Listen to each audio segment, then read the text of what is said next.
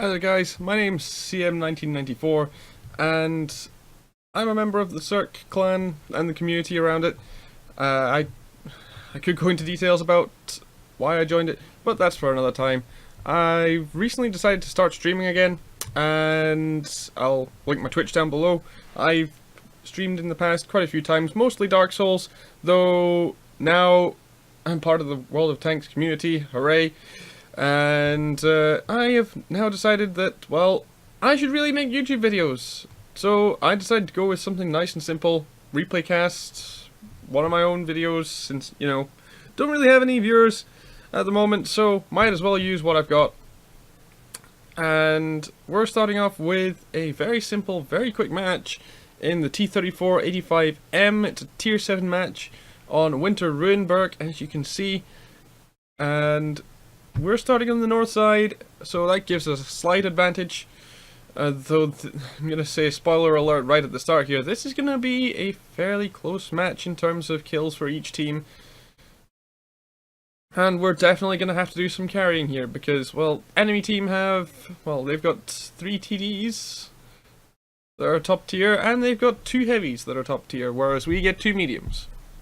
So already we're at a slight disadvantage because they can fight the city a bit better, and, well, they can really hold on to the camp point a lot easier than we can.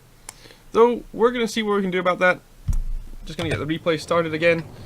So, this tank got buffed a little bit last patch. Well, I say a little bit. It got buffed quite a lot.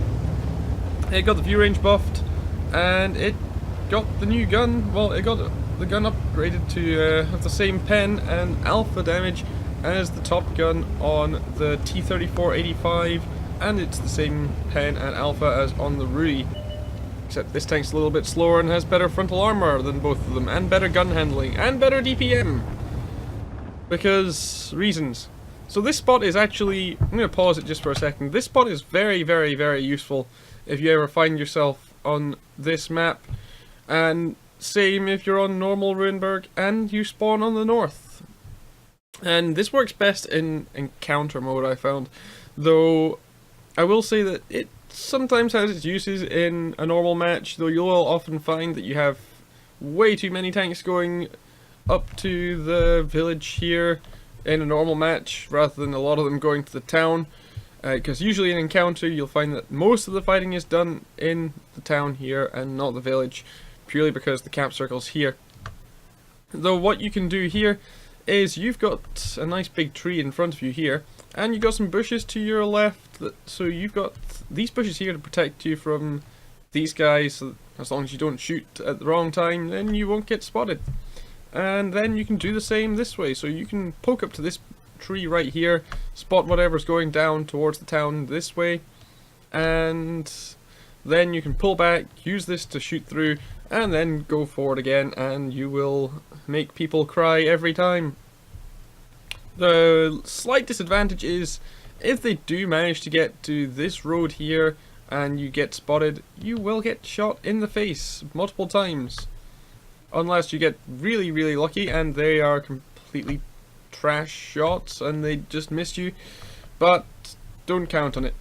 But this is a very, very good spot in the early game, and we're going to show that right now. But, well, we're going to put a shot into this guy coming up, so let's get back to it. So as you can see, we're taking aim at this guy. Don't really have much of a shot, but, he pokes up just a little bit too far and we shoot him in the face for it. And now you can see that we've got shots on everything going down there. I should not have shot at the IKV, otherwise I would have a better shot on the Jagdpanther there, but we somehow still get it. But, Russian guns, they pull off some really awkward shots at times. We have a quick look to our side just to see what's happening there. Seems that the T-43's actually got it, and the Leo actually finishes off the enemy M5 Stuart. We're going to take a shot at this Oni, and it's going to drop because, 25% RNG. And then we get one that's aimed even less at the KV-1 because reasons. So we've got a little Dickermax here who's not going to have a very fun game. He's not going to have any fun at all, and oh dear, he's already a one shot for us, and there he goes. That's him gone. That's our first kill. We actually got a bit lucky at the end there because the Leo low rolled on him and we managed to pick up the last of his hit points, but it got us the first kill.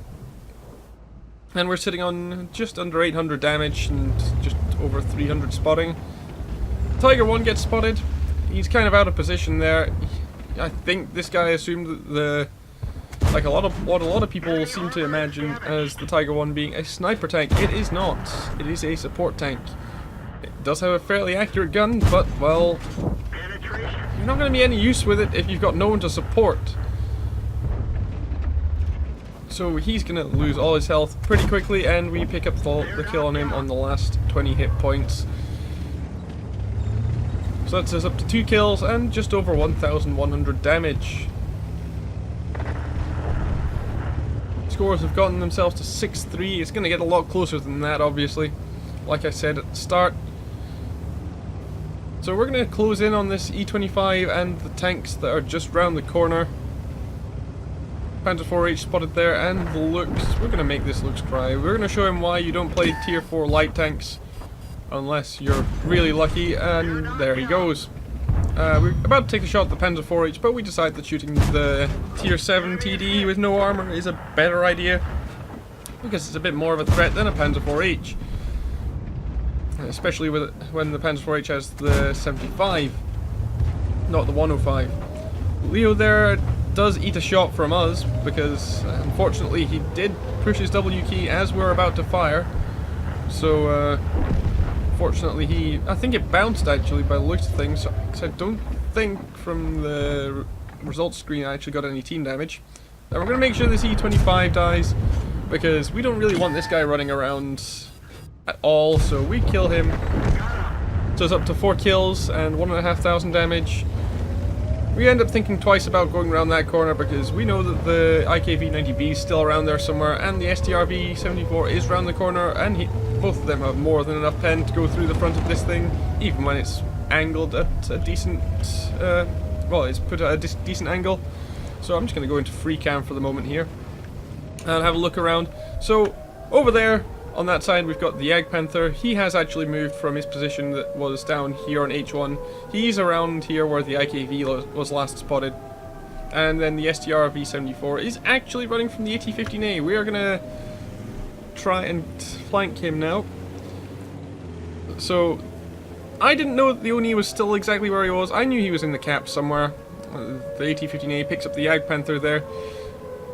I didn't know that the Oni was actually still in the cap, well, in like exactly where he was last spotted. STR-V74 gets spotted again by the IKV, so we decided to push around this way, and it was a good thing we did as well, because there's the Oni exactly where he was last spotted. Who would have thought? So we shoot him in the side. The IKV then also shoots him in the side, and then well, I was expecting about 180 damage there. I wasn't quite expecting to blow his head off, but you know, I'll take the extra 700 and the kill, so, you know, all good. And now we're going to make this STR-V74 cry by putting a shot into him on the move and then ramming him. Puts us up to 2.6k damage and gets us our top gun. And we're also on just over 500 assist damage. I have no idea why I bothered to use my med kit there, because there was no real reason to. But I'm not really going to lose too much because of it. And now we're going to finish off this IKV, hopefully. We auto aim on him. Ah, no. Okay, we're just going to shoot on the move. Hit him. Doesn't even matter. Russian tanks. All is good. So I'm just going to go and get my battle results back up. So this match, we got base XP of 1,474. We got 2,781 damage. As you can see in the bottom left there. We didn't really take much damage. We managed to keep our hit points intact for most of the match, which means we could trade a little bit at the end there with the last STRV. We ended up making 71,196 credits. We spent 20,000 on consumables, both the medkit and the food. We only spent 3.6k on the ammunition, because it is actually really cheap for this tank, and only 841 on repairing the vehicle, as we didn't really take any damage whatsoever. We ended up getting the 1.4k base XP boosted to 2.2k because we're running a premium account, and This was also a double for the day, and because this is a premium tank, it gets a little bit of bonus XP added onto it, so we ended up getting a total of 5,085 XP from this match. And then also after the credits being spent on resupply and repairs, we ended up making a profit of 46,752. So all in all, really good match. Quite the surprise ammo rank there, so that was nice. Always nice to ammo rack one of those Japanese heavies, which I honestly don't see that often. But there we go. Good match. Kind of a quick one, but you know, 7 kills and 2,781 damage in just under 5.5 minutes. I'll take it. And we did indeed bounce the shot that accidentally hit our Leo, so we don't have to worry about paying for any repairs on friendly tanks as well, so that's nice. So as you can see, in the right circumstances, this tank can really dominate the battlefield, especially after the buffs.